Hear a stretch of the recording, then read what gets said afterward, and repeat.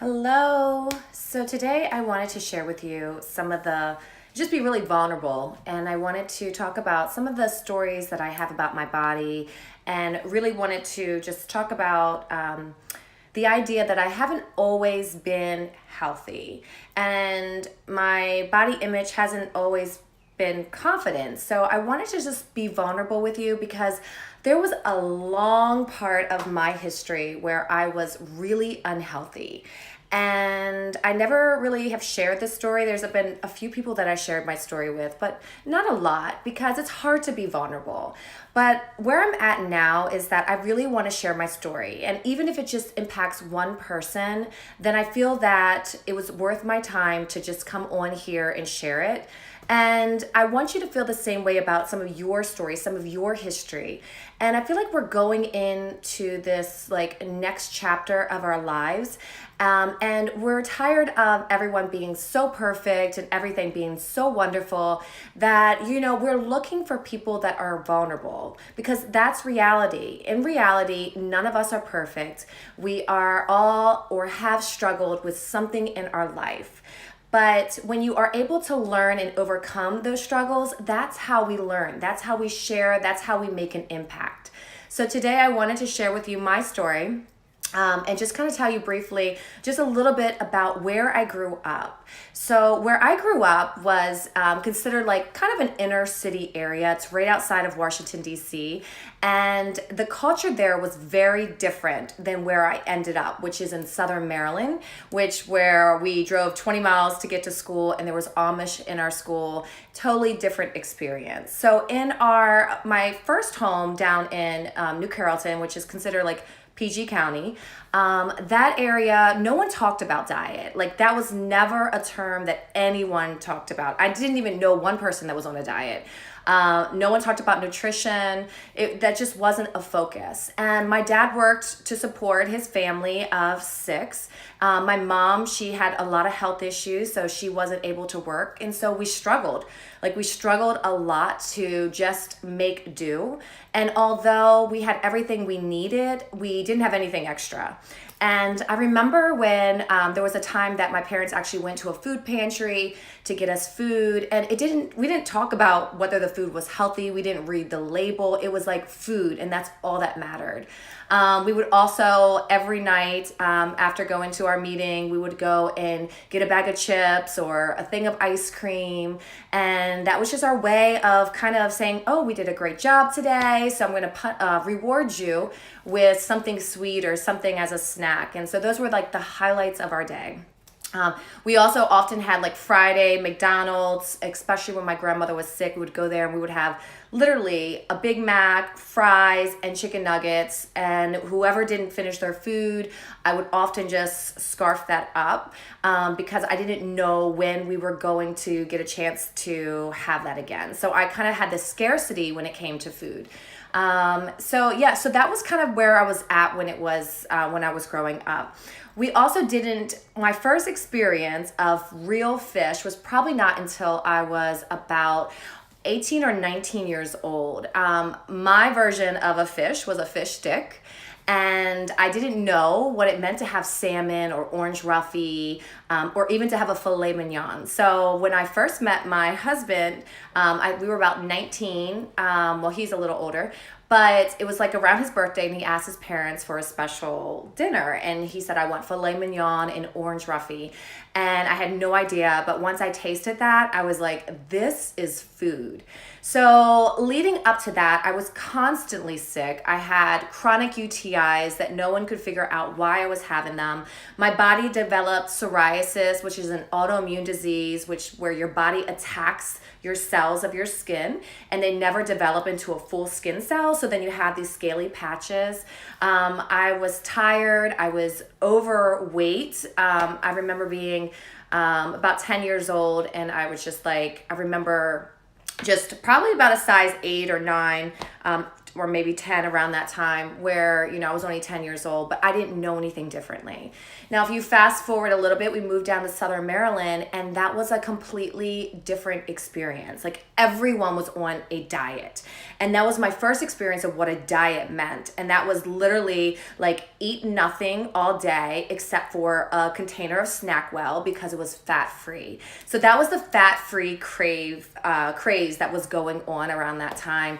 And I remember just being miserable with my friend, and we would just sit and just think and obsess about food. And because that was our way of losing weight, we had to starve ourselves. And we would sometimes go to the gym with our older sisters. And I remember her older sister drove us to the gym, and they would do like a workout or whatever. And then we would go to McDonald's as a way to reward ourselves for all the hard work that we did at the gym. Where they would have like a Big Mac, or they would have whatever they had at that time. But at this point, I didn't want to eat anything with fat.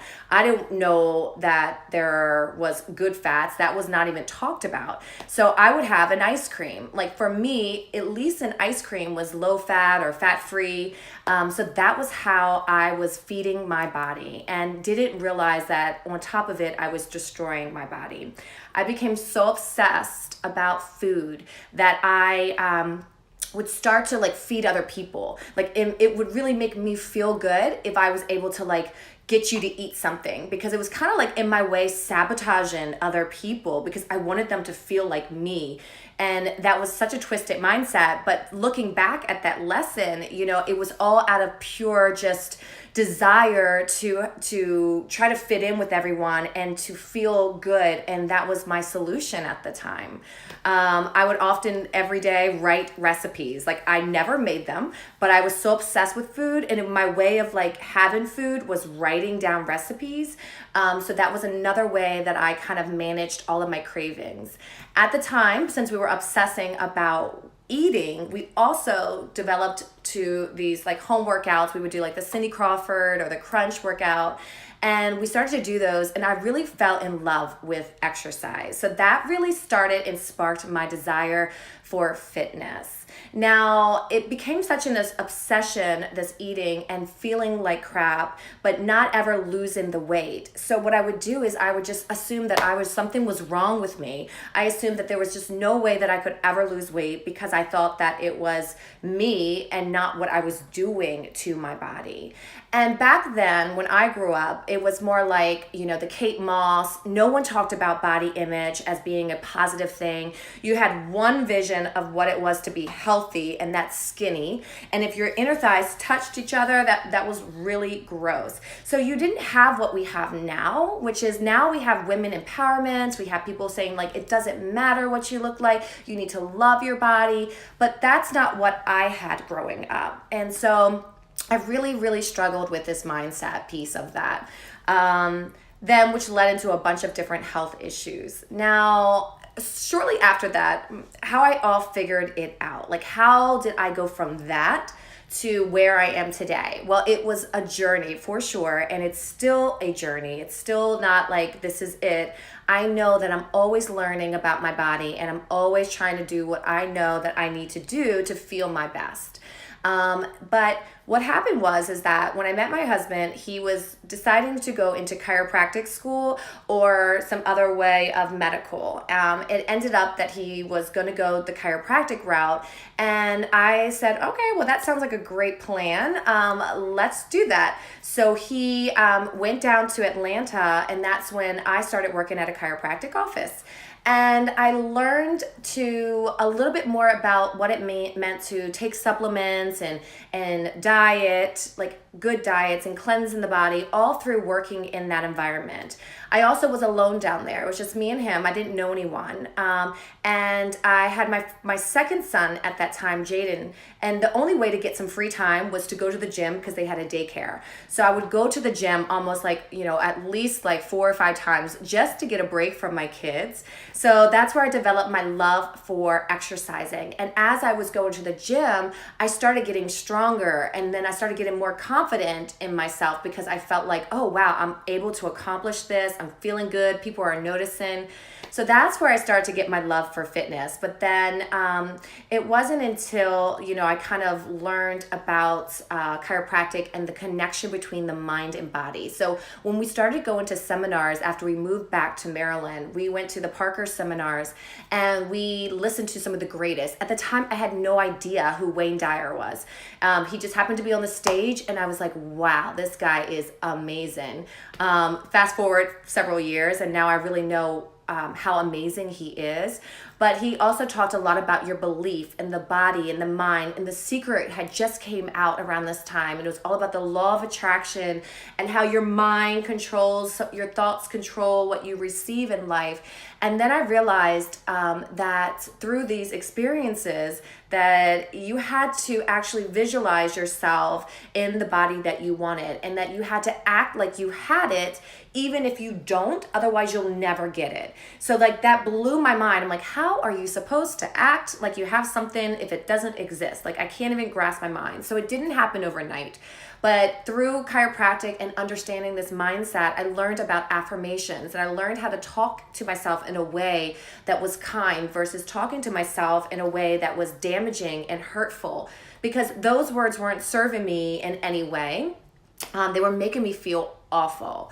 So then as I learned now about how our bodies and what happens when our bodies go into a stress response and why it's so important that we speak love to our body and why it's so important to love our body, then I understand that it's not only about exercise or diet, that it is more than that. That's the tip of the iceberg. But now I understand that your beliefs, your willpower, your habits, all of those down below in the iceberg concept, all of those are what really matters first before you can ever talk about your food or your nutrition. Your mind has to be ready. Your mind has to be right. So I wanted to share this with you because I really feel if I can make an impact to at least one person's life that says, it doesn't matter what you did yesterday. It doesn't matter what you did years ago. It doesn't matter what stories you told yourself. It doesn't matter how things were before. Today is a new day. And the decisions that you make today can transform your life. And I also want to share that, if a goal is just a goal, like it's just something that you want to do, it can't be something that you just want to do. It has to be something that you need. You really have to tap into understanding, why do you want to reach the goals that you want to reach? And when you figure that out, then you can say, well, why is that important? And you keep asking yourself, why is that important? Why is that important? Why is that important? Until you uncover the real purpose of why you want to reach that goal. Because until you can connect to that motivating connection, you will never commit and you will never be motivated enough, because they're constantly being bombarded by all these messages of people or media or sales that say, eat this, do that, you're not doing it right. If you do that, then you're not going to be as healthy. And so it's all these mixed messages, and then you just get so bombarded that you just stop. So unless you really, really understand the why beneath the why when it comes to your health, then you're going to lose track of that vision. So my message to you is to really uncover, why is it that you want what you want? And then when you uncover that, then set things in place to trigger that response, that memory of why you're doing what you're doing, because you're gonna have challenges. You're gonna have things that come up that are gonna challenge your choices. And you have to empower yourself. You have to know that I can't tell you what to do. You have to tell yourself what to do. And that's why I love being a coach, because a coach doesn't tell somebody what to do. A coach uncovers what that person already knows that they need to do, but they do it in a way that's loving and non-judgmental, and they really get them to open their mind. And that's why I love being a coach. All right, well, thanks so much for watching, and I love all of you. So thanks again. Talk to you soon.